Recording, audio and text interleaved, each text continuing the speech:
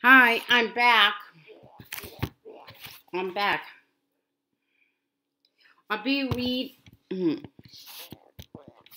I'll be reading the book 1000 Gifts a Dare. Tulip, tulip, fully white where you are. Chapter 1, an empty earth, full of life. Every sin is an attempt to fly from emptiness.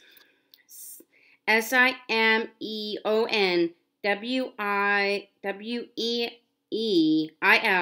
gravity and grace. A glowing sun orb fills an August sky. The day the story begins, the day I am born, the day I begin to live. And I feel my mother's tearing ring of fire with my body emerging. Virgin lungs searing with heat of this earth, and I enter the world like every person, like every person born enters the world with clenched fists. From the diameter of her fullness I empty her out, and she bleeds. Vernix, creased and squalling. I am held to the light. Then they name me. Could a name be any sort of three letters without even the flourish of an E, A, and N, a trio of curves and lines? It means full of grace. I haven't been. What does it mean to live full of grace? To live fully alive. They wash my pastry skin, and I breathe and I flail. For decades, a life, I continue to flail and strive, and come up so seemingly empty. I haven't lived up to my questioning. Maybe in those first few years, my life slowly opened, cold like cup hands, a receptacle open to the gifts God gives. But of those years, I have no memories. They say memory jolts awake with trauma's electricity. That would be the year I turned 4, the year when the year when blood pooled and my sister died, and all of us snapped shut to Grace, standing at the side porch window watching my parents standing bending. I wonder if my mother had held me in those nadir moments of naming, like she held my sister in death. In November light, I see my mother and father sitting on the back porch, step, walking her swaddled body in their arms. I press my face to the kitchen window, the cold glass, and watch them. Watch their lips move, not with sleep prayers, but with pleads for waking, whole and miraculous. It does not come. The police do. They fill out reports. Blood seeps through the blanket bound. I see that too even now. Memories surge, bonds deep. That straining of her blood scorches me, but less than the blister of seeing her uncovered, lying there.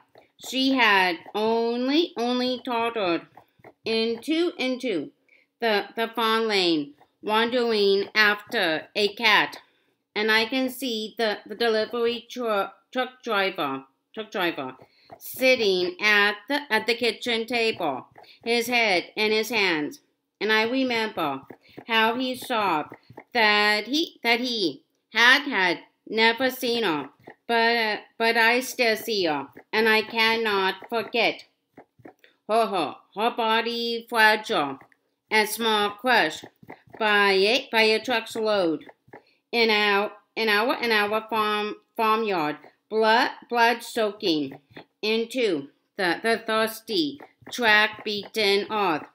That's the moment the cosmos shifted, shattering any cupping of hands. I can still hear my mother's witnessing scream. See my father's eyes. Shot, right through. My parents don't press charges, and they are farmers, and they keep trying to breathe, keep the body moving to keep the soul from ATROPHING. Mama cries when she strings out the laundry. She holds my youngest baby sister, a male, 3 weeks old, to the breast, and I can't imagine how a woman only weeks fragile from the birth of her fourth child witnesses the blood on gravel death of her third child, and she leaks milk for the babe, and she leaks grief for the buried daughter. Dad tells us 1,000 times the story after dinner. How her eyes were water clear, and without sores. How she held his neck when she hugged him and held on for dear life. We accept the day of her death as an accident, but an act followed by God. For years, my sister flashes through my nights, her body crumpled on gravel, sometimes in dreams. I cradle her in the quilt Mama made for her, pale green with the hand embroidered Humpty Dumpty and little Bo Peep, and she's safely cocooned. I await her unfolding and the rebirth. Instead, the earth opens wide and swallows her up at the great precipice. Our feet scuff dirt, and chunks of the firmament fall away. A clotted dirt hits the cassock, shatters over my mama, my little sister with the white blonde hair, the little sister who teased me and laughed, and the way she threw her head back and laughed, her milk white cheeks dimpled right through with happiness, and I scooped close, all her belly giggling life. They lay her gravestone flat into the earth, a black granite slab engraved with no date, only the 5 letters of a name, AIMEE. It means loved one. How she was. We had loved her, and with the laying of the gravestone, the closing up of a deathbed, so closes our lives, close to any notion of grace. Willie, when you bury a child, or when you simply get up every day and live life raw, you murmur the questions honestly. No one hears. Can there be a good God? A God who graces with good gifts when equipped lies empty through long nights, and bugs burrow through coffins. Where is God really? How can he be good when babies die?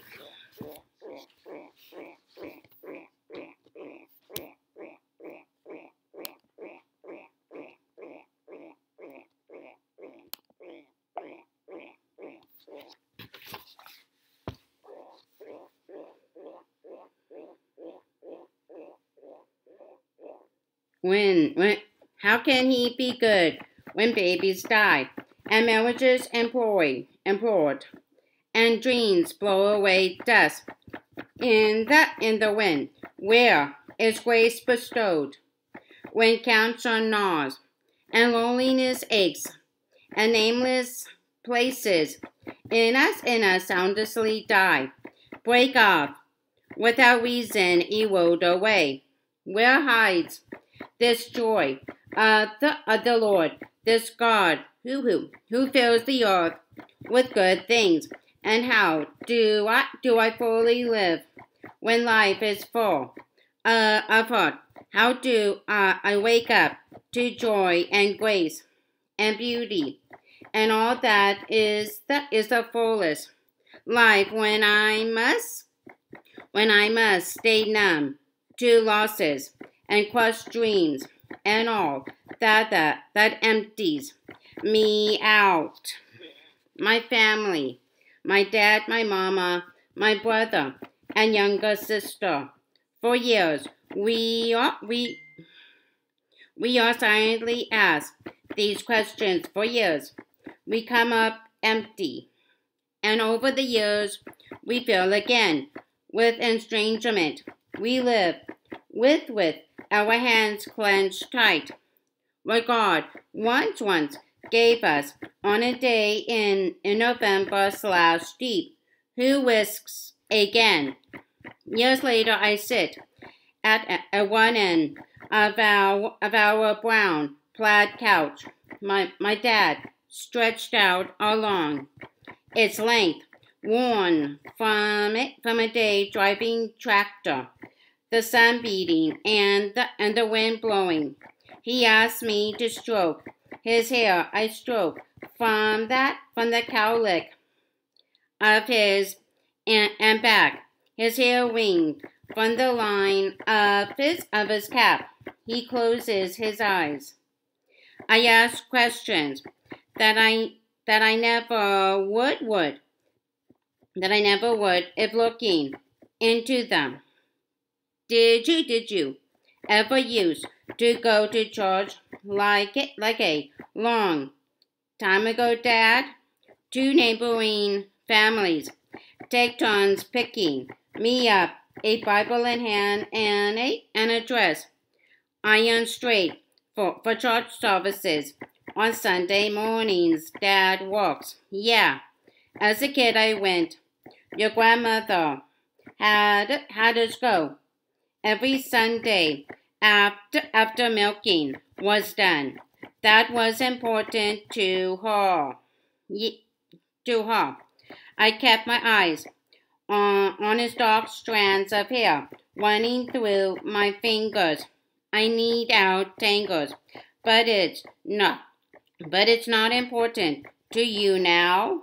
The words barely whispered. Hey, he pushes up his plaid cuffs, his plaid sleeves, shifts his head, his eyes still closed. Oh, I wait, hands combing, waiting for him to find the words for those feelings that don't fit neatly into the stiff ties, the starch collars of sentences. No, I guess not anymore. When AIMEE died, I was done with all of that. Scenes blast.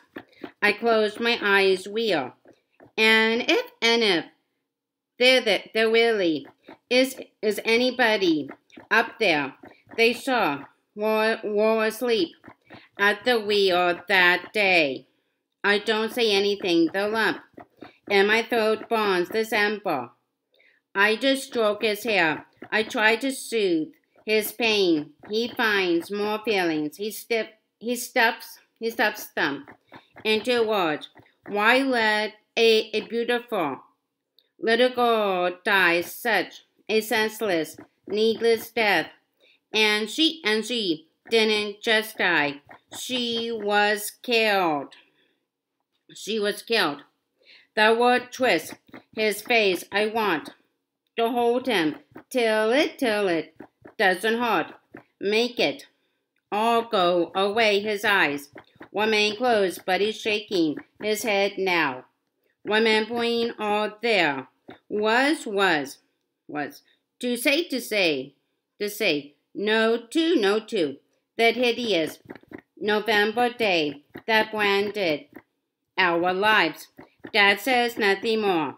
That shake of the head says it all, expresses our closed hands, our bruised, shaking fists. No, benevolent, being, no grace, no meaning to it all. My dad, a good farmer, who loved his daughter the way only eyes can widely express.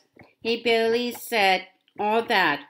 Only sometimes, when he closed his eyes and asked me to stroke away the day between the fingers. But these aren't things you need to say anyways. Like all beliefs, you simply live them. We did. No God. Is this the toxic air of the world, this atmosphere? We inhale burning into our lungs. This. No God. We won't take what you give. No God. Your plans always gutted, bleeding mess. And I didn't sign up for this. And you really thought I go for this? No God, this is ugly. And this is a mess. And can't you get anything right? And just haul all this pain out of here.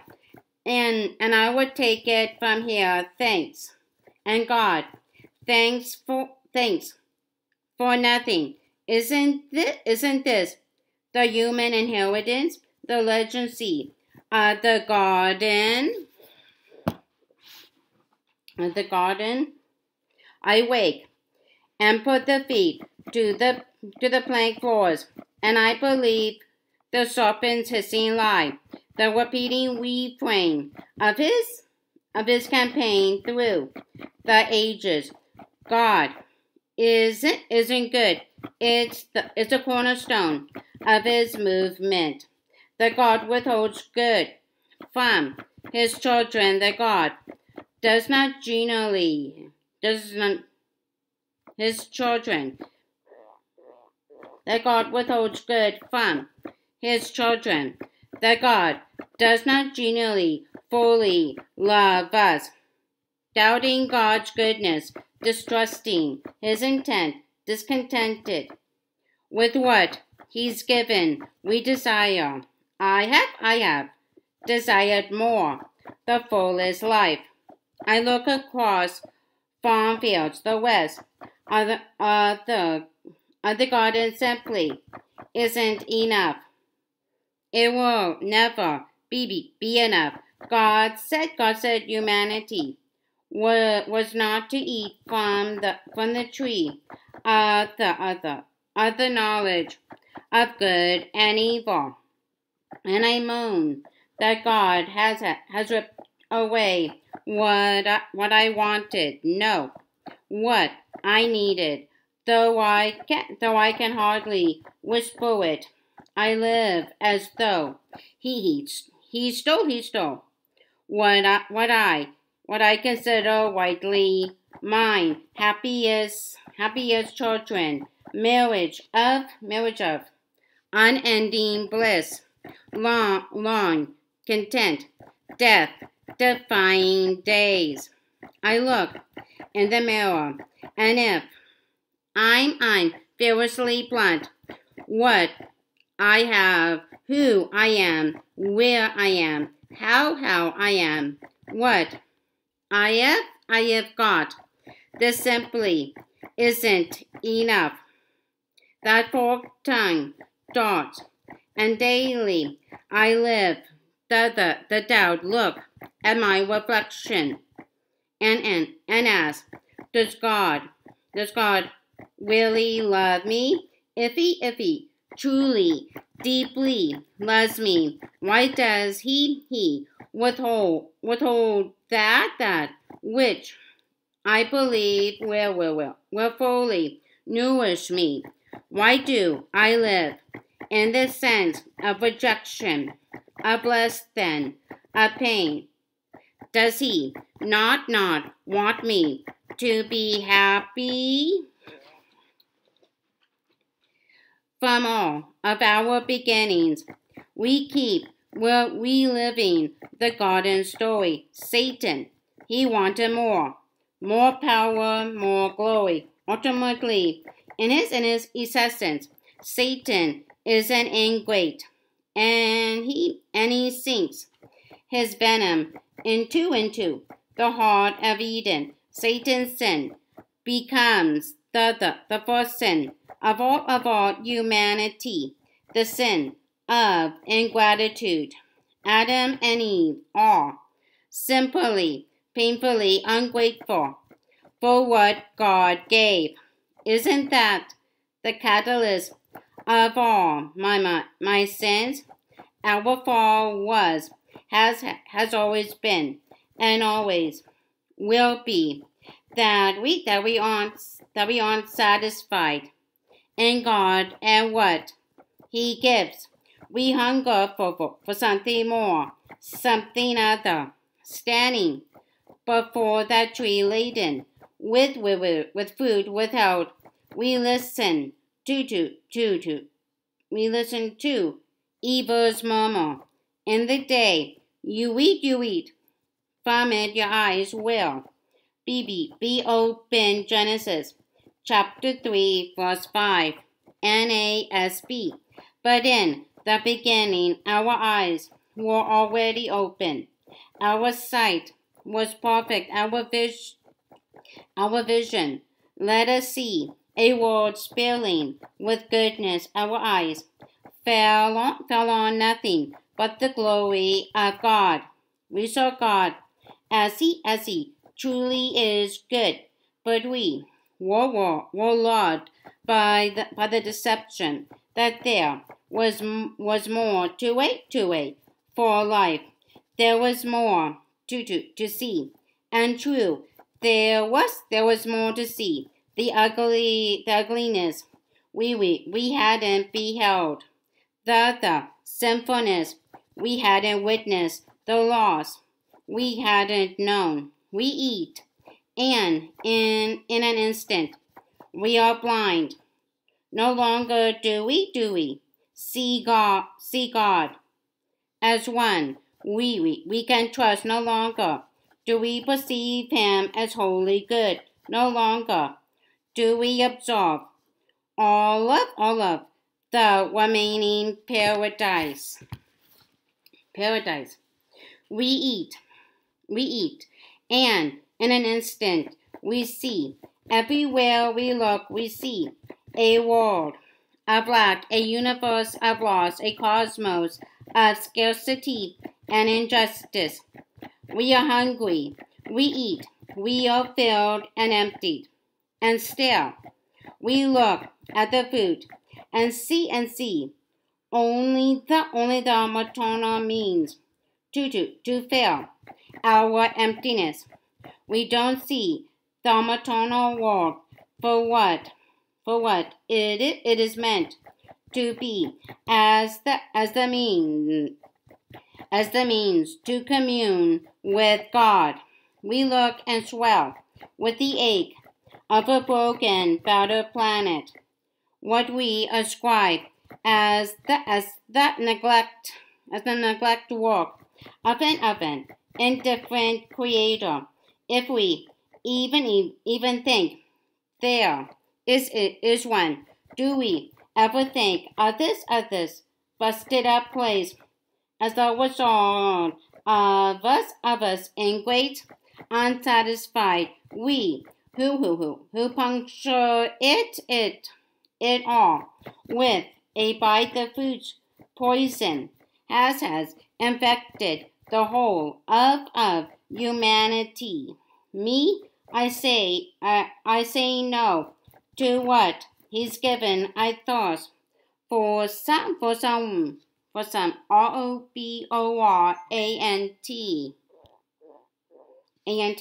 some elixir to relieve the anguish of what I have believed. Of what I have believed. Of what I have believed.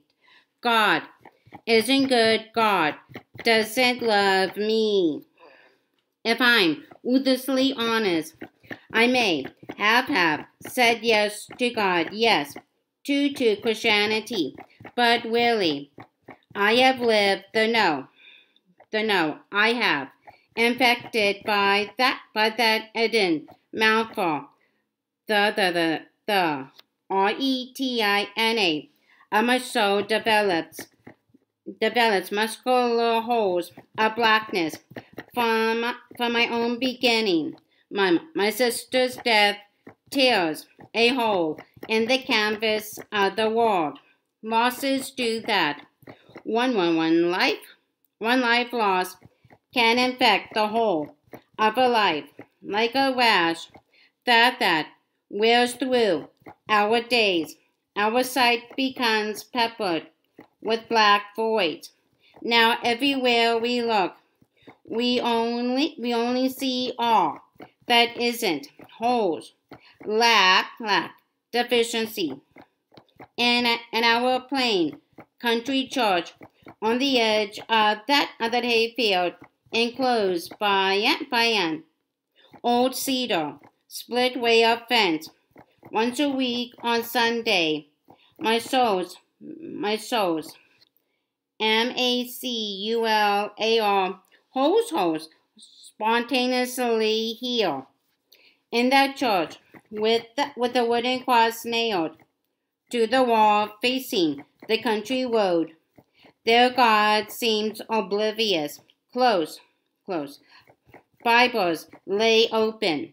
The sanctuary fills with the worship of wives with babies in arms, farmers done with chores early, their hair slacked down, the communion table spread with the embers that single cup and loaf, that table that restores relationship. That restores relationship. I remember here. I remember love and the cross and a body, and I am grafted in and held and made whole, all's upright there, alongside CLAUDE, Martin, NANNVANDENBOOGAARD,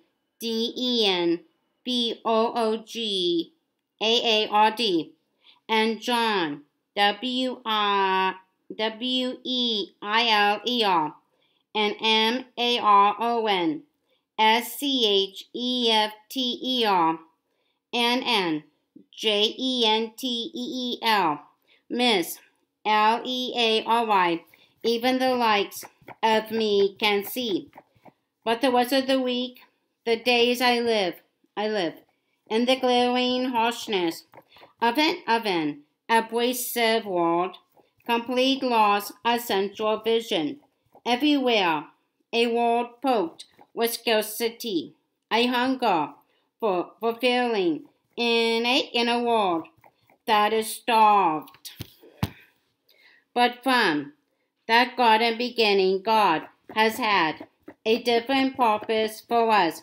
His intent since he bent low and breathed his life into the dust of our lungs, since He kissed us into being. Has never been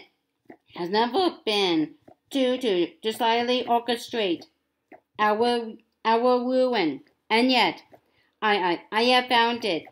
He does have surprising secret purposes. I open a Bible, and his plans startling lie there barefaced. It's hard to believe it when I read it, and I have to come back to it many times. Feel long across those words. Make sure they are where his love letter forever silences any doubt. His secret purpose framed from the very beginning is to bring us to our full glory. 1 Corinthians chapter 2 verse 7 NEB. He means to rename us, to return us to our true names, our truest selves. He means to heal our soul holes from the very beginning. That has always been and always is. To this day, the secret purpose, our return to our full glory, appalling that he would us unworthy, and yet since we took a bite out of the fruit and tore into our own souls, that the drain hole with joy seeps away. God's had this wired secretive plan. He means to fill us with glory again, with glory and grace. Grace, it means favor, from the Latin gratia. It connotes a free readiness, a free and ready favor. That's grace. It is one thing to choose to take the grace offered at the cross, but to choose to live as one filling with his grace, choosing to fill with all that he freely gives and fully lives with glory and grace and God. I know it, but I don't want to. It is a choice. Living with losses. I may choose to still say yes, choose to say yes to what he freely gives. Could I live that the choice to open the hands to freely receive whatever God gives. If I don't, I am still making a choice. The choice not to.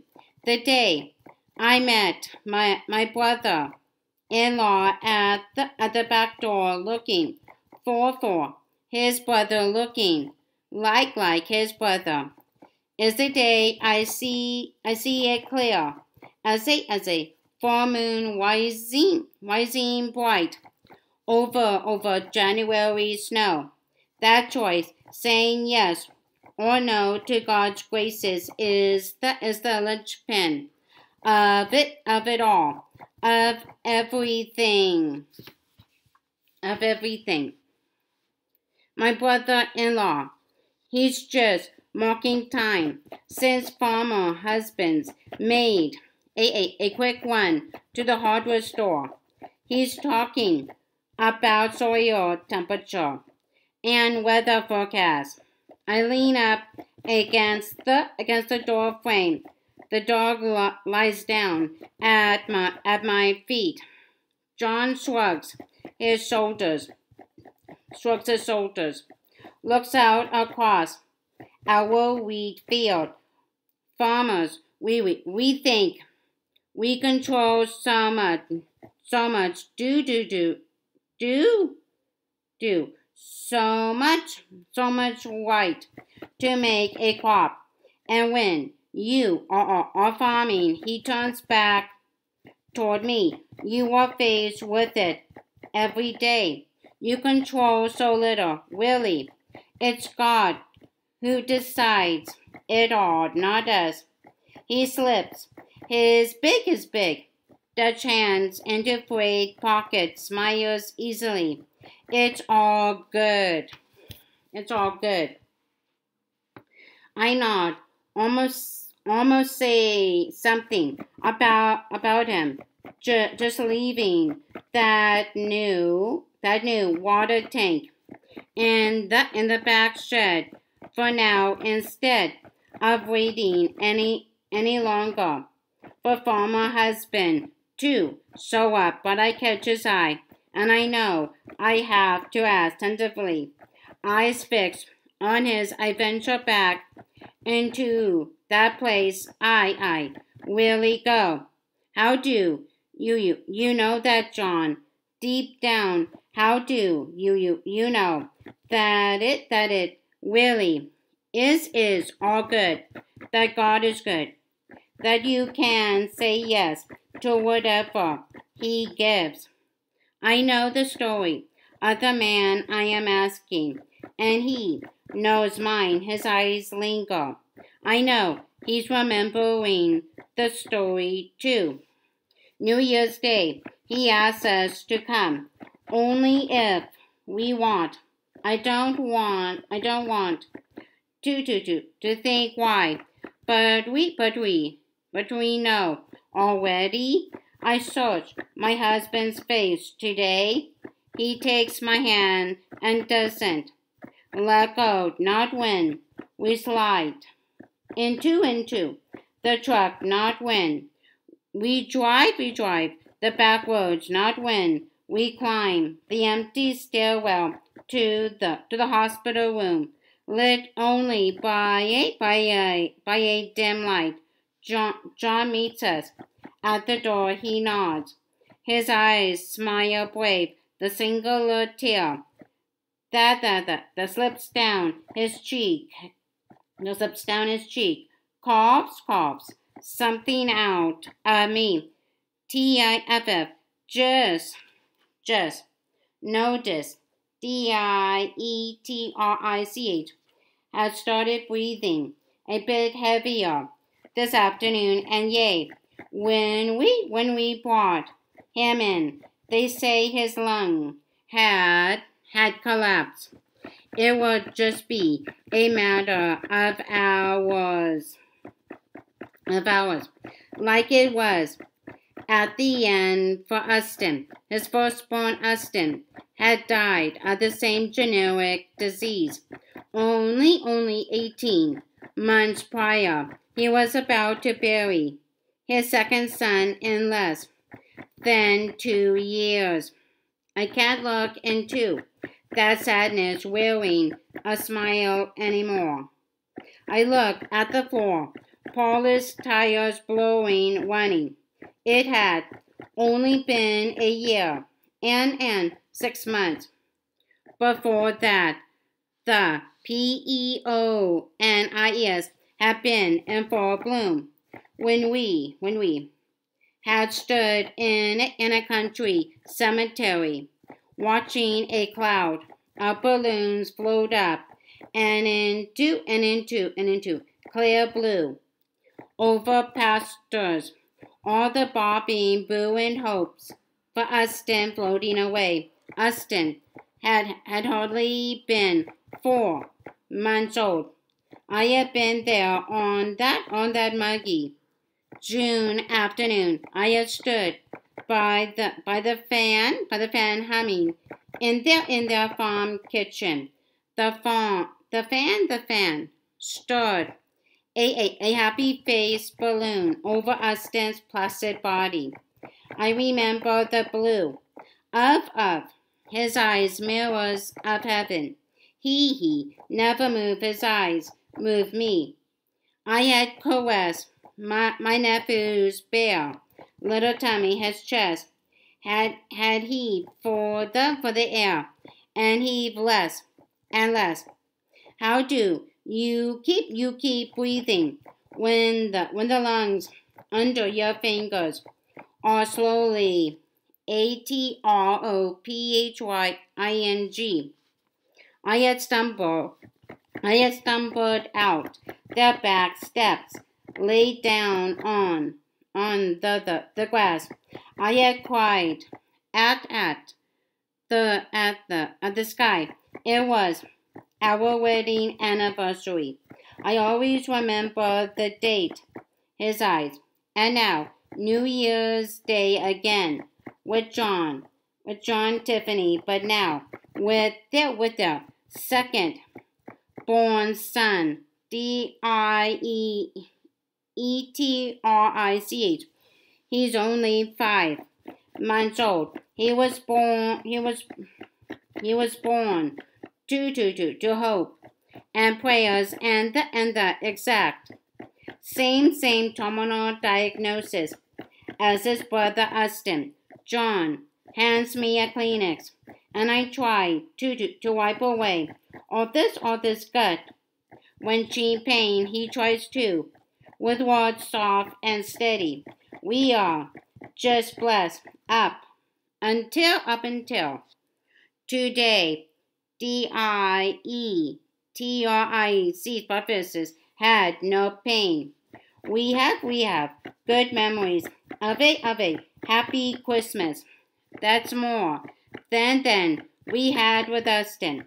All the tires on the floor run fluid. My chest hurts. Tiffany got lots and lots of pictures, and we had 5 months with him. I shouldn't, but I do. I look up into all his hardly tamed grief. I feel wild.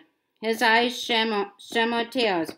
This day's bewilderment and his static smile cuts me right through. I see his chin quiver.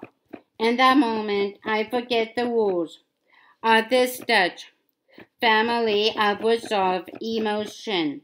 I grab him by the shoulders and I look straight into those eyes brimming, and in this scratchy half whisper, these ragged words choke. Where, if it were up to me, and then the words pound, desperate and hard. I write this story differently. I regret the words as soon as they leave me. They seem so unchristian, so unaccepting, so. No, God, I wish I could take them back, comb out their tangled madness, dress them in their calm Sunday best. But there they are, released and naked raw, and we are stripped of any theological cleach. My exposed shredded howl to the throne room. You know, John's voice breaks into my memory, and his gaze lingers, then turns again toward the waving wheat field. Well, even with our boys, I don't know why that all happened. He shrugs again. But do I have to? Who knows? I don't mention it often, but sometimes I think of.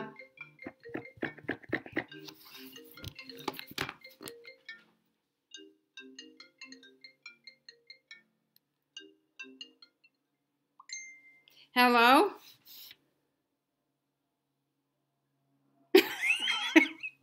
Nothing, just relaxing.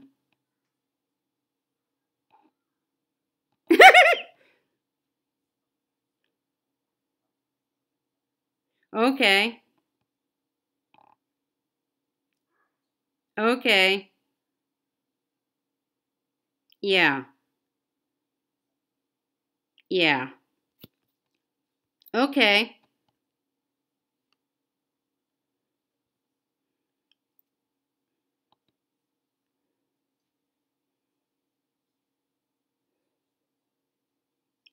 Yeah. Yeah.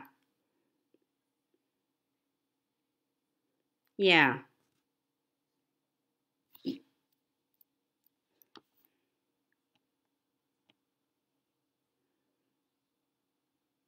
Yeah.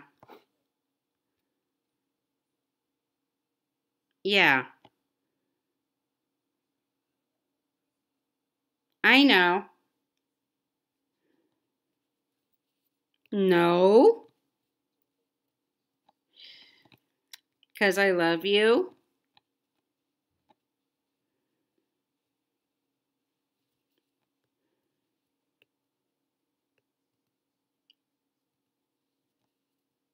Yeah. Okay. I know I love you too. Yeah.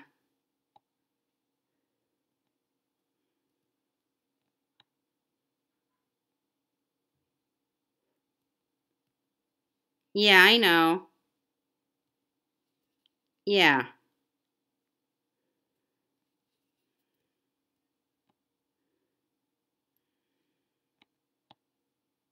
Yeah.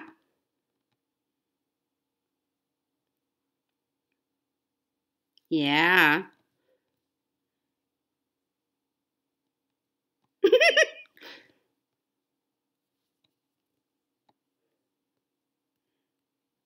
Yeah.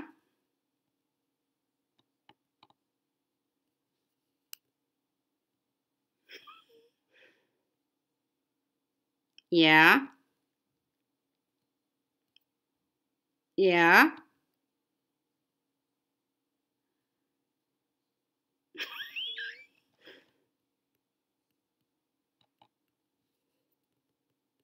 I know.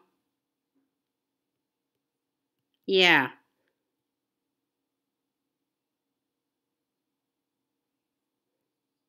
Okay.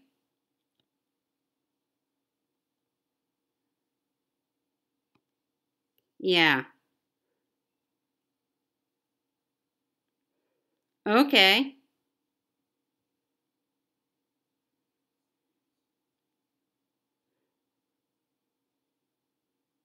Yeah.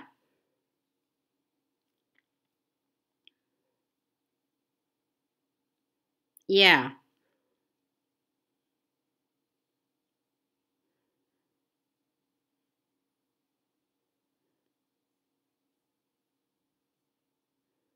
Yeah.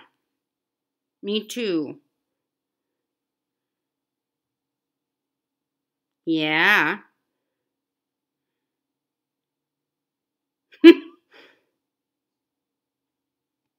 Hmm.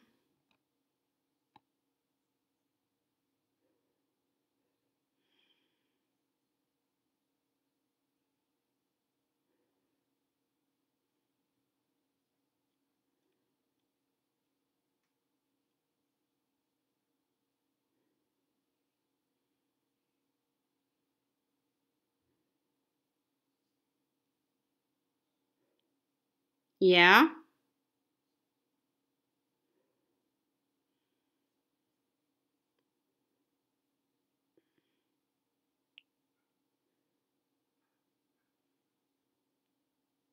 Okay. Okay. No. Okay. Yeah. No. Yeah.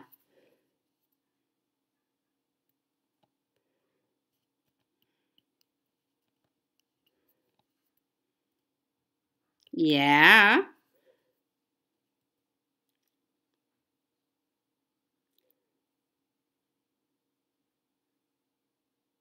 I know I need you. Yeah.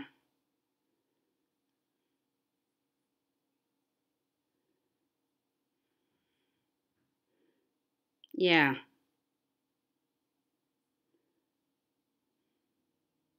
Yep.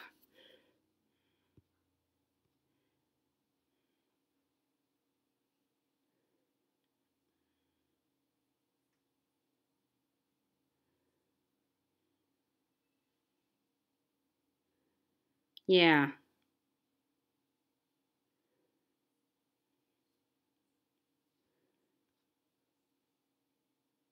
Okay. Okay.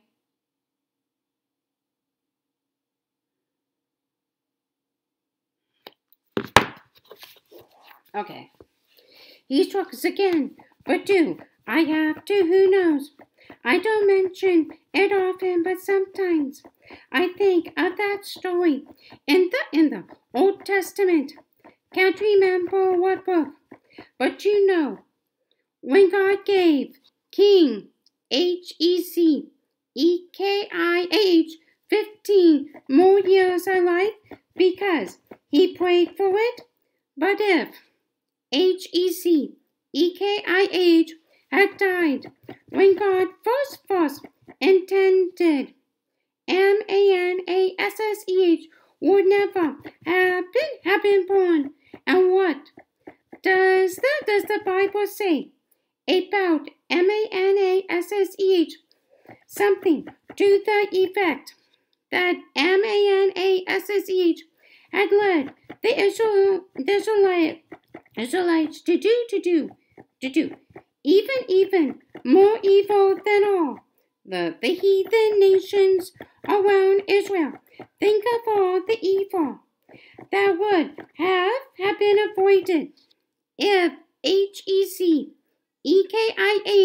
had died earlier, before Manasseh was born.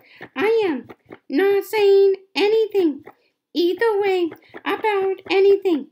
He's watching that sea, a green rolling in winds. Then it comes slow, in a low, quiet voice that I have to strain to hear. Just that maybe you don't want to change the story because you don't know what a different ending holds. The words I choke out, that dying ending day echo pierce. There's a reason I am not writing the story, and God is. He knows how it all works out, where it all leads, what it all means. I don't. His eyes return, knowing the past. I have lived a bit of my nightmares. Maybe I guess it's accepting there are things we simply don't understand, but he does. And I see at least a bit more. When we find ourselves grouping along famished for more, we can choose. When we are despairing, we can choose to live as Israelites gathering manna for 40 long years. God's people daily ate manna, a substance whose name literally means what? Is it hungry? They chose to gather up that which is baffling. They feel on that which has no meaning. More than 14,600 days. They take their daily nourishment from that which they don't comprehend. They find so filling in the inexplicable. They eat the mystery. And the mystery, that which made no sense, is like wafers of honey on the lips. A pickup drives into the lane. I watch from the window. Two brothers meeting, talking, then hand gestures marrying each other. I think of buried babies and broken, weeping fathers over graves, and a road parked with pain, and all the mysteries I have refused to let nourish me. If it were my daughter, my son, would I really choose the manner? I only tremble wonder with memories of gravestones, of combing fingers through tangled hair. I wonder too if the rent in the canvas of our life backdrop, the losses, the puncture, our world, our own emptiness, might actually become places to see through to God.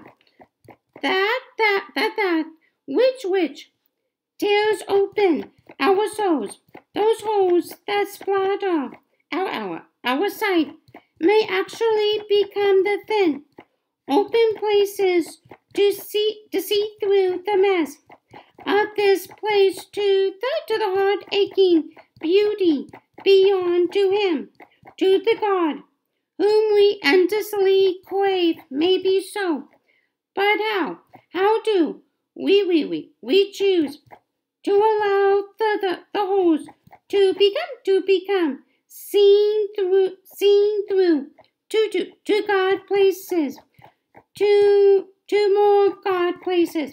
How do I give up resentment for gratitude, knowing anger for spilling joy, self-focus for God communion, to live fully of grace and joy and all that is beauty eternal.